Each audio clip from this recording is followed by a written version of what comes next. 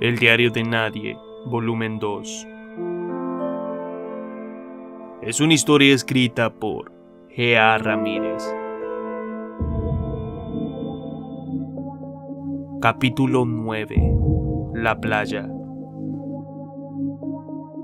Me despierto bruscamente sobre la arena y comienzo a toser hasta vomitar sangre. El sentimiento de haberme ahogado estaba recorriendo mi cabeza. Recordaba estar siendo golpeado contra las rocas. Cada arremetida era peor que la anterior, y el hecho de que las olas me hubiesen estado estrellando contra los corales y los peñascos no parece haberle sentado demasiado bien a mi cuerpo. El diario se había perdido de nuevo, la mochila, las armas, todo estaba perdido en el fondo del océano. Mi camisa estaba hecha jirones, mi pantalón a duras penas se sostenía de mi cintura. Me dolía toda la espalda y mi brazo derecho se estaba terminando de acomodar. Me levanto de la arena. El cielo estaba brillante y parecía despejado. A mi espalda está un enorme desfiladero que se levanta a lo alto.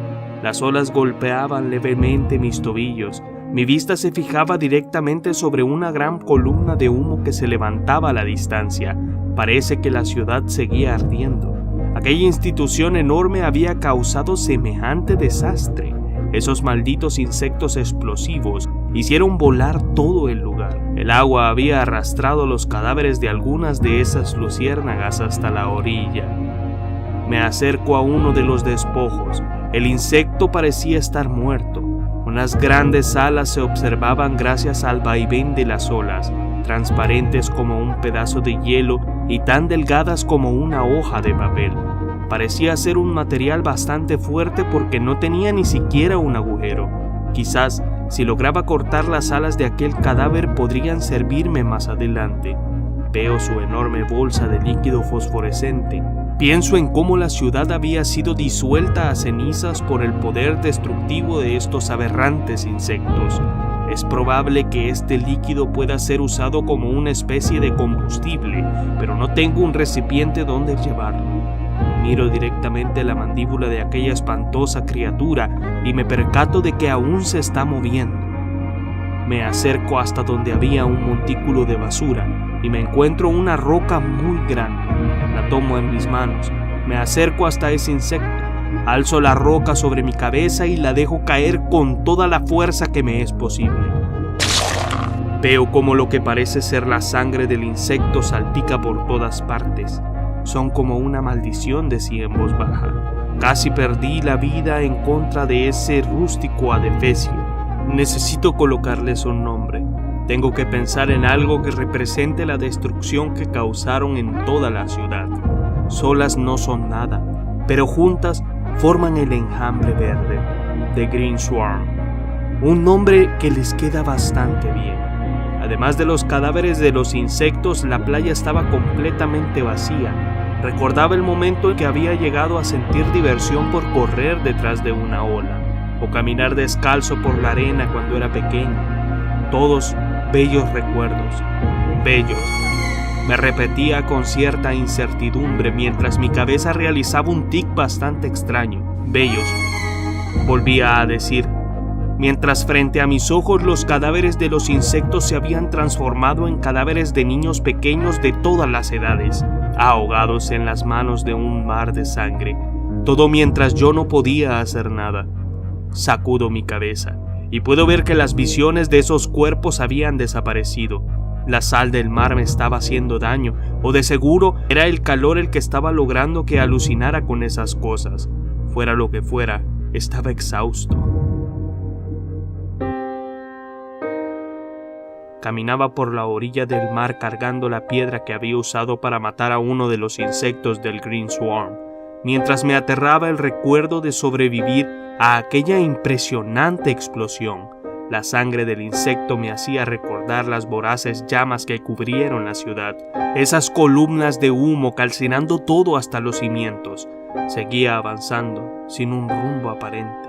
Veo a mis alrededores y a lo lejos se observa una caseta de salvavidas y lo que parecía ser un pequeño depósito. Al llegar a ese lugar, un ruido bastante peculiar se escuchaba en la puerta. Cuando lo abro de par en par puedo ver como un torpe zombi cae al suelo. A duras penas movía la mandíbula. Era lo único que creo que se movería, pues todo su cuerpo estaba consumido literalmente. Parecía estar sumamente seco. Ya solo quedaba una tela de lo que tenía en sus ojos, y trataba de morder el aire con todas sus fuerzas. Mi cabeza cuestionaba qué era lo que hacía que ese cadáver se siguiera moviendo. Levanto la piedra y la dejo caer sobre el cráneo de esa criatura.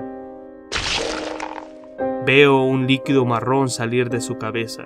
Su cráneo le estaba escurriendo junto a todo lo que quedaba de su cerebro. Al entrar en aquel lugar encuentro un remo y lo tomo como arma.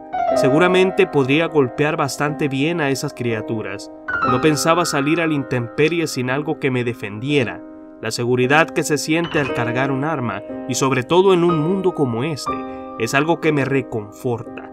De pronto, siento como mi lengua comienza a secarse. El sentimiento de resequedad era continuo. Si no encontraba algo de beber rápido, tendría que recurrir a métodos más extremos. El calor me estaba sofocando dentro de la bodega. No entendía por qué la temperatura estaba subiendo tan de repente. Tenía que salir de ese lugar cuanto antes. Al poner un pie fuera de esa bodega, escuché un ruido bastante extraño.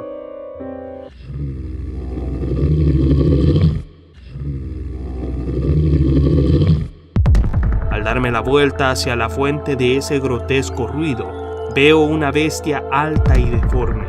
Eran 2 piernas bastante gordas y varias decenas de cabezas pegadas en lo que parecía ser una masa roja y latente. Era como un tubo rojo lleno de cabezas. Podía verse la figura de aquel animal deformándose por el calor. Esas pequeñas líneas de calor que se pueden ver en la superficie de un auto al mediodía eran notables sobre la bestia que estaba frente a mí. Me alejo de ella, comienzo a correr, y mientras más corro, menos calor siento. Al darme la vuelta, aquel animal estaba sumamente lejos de mí, es torpe y no camina. Su calor ya no me alcanzaba. Parece que son algo inofensivos. Me imagino que esa cosa era lo que había secado completamente el cadáver de esa bodega. Fue un error de mi parte no verificar los alrededores de aquel sitio. Ese animal de seguro se había quedado en ese lugar calcinando al mismo cuerpo hasta convertirlo en polvo. Estaba fuera de la bodega y yo ni siquiera me tomé el tiempo para verlo. El ruido debe haberlo despertado. Al menos tengo un remo, dije en un tono sarcástico. Corrí alrededor de aquella cosa.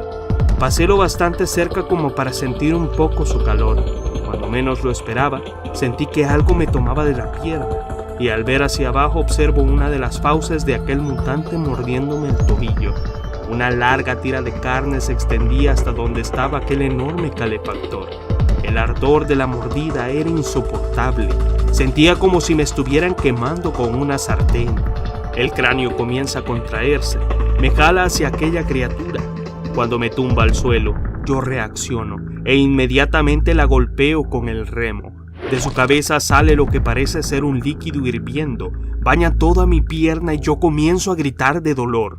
Luego vuelvo a pegarle y la desprendo de mi pierna, pero la sangre hirviendo de aquella aberración ya había caído sobre mi pierna.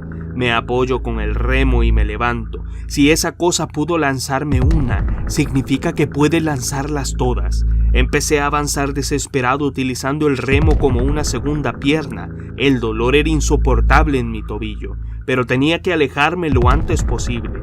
De repente, escucho como uno de los cráneos de esa bestia golpea cerca de donde yo estaba. Luego otro que pasa más cerca aún, pero después parecía que me había alejado lo suficiente.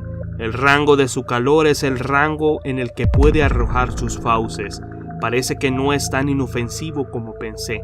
Lanza y contrae los cráneos para capturar a su presa. Malditas palmeras, decía mientras me alejaba de ese lugar, cojeando, y con el pensamiento de que mi error había causado que mi pierna se hubiese lastimado. Tengo que tener más cuidado. Estas bestias son todas iguales. Todas quieren sangre. Todas quieren matar. Todas son peligrosas. Próximo capítulo de El diario de nadie, volumen 2, capítulo 10, Sobrevivientes. Si te gustó la historia, compártela con un amigo. Eso me ayudaría mucho.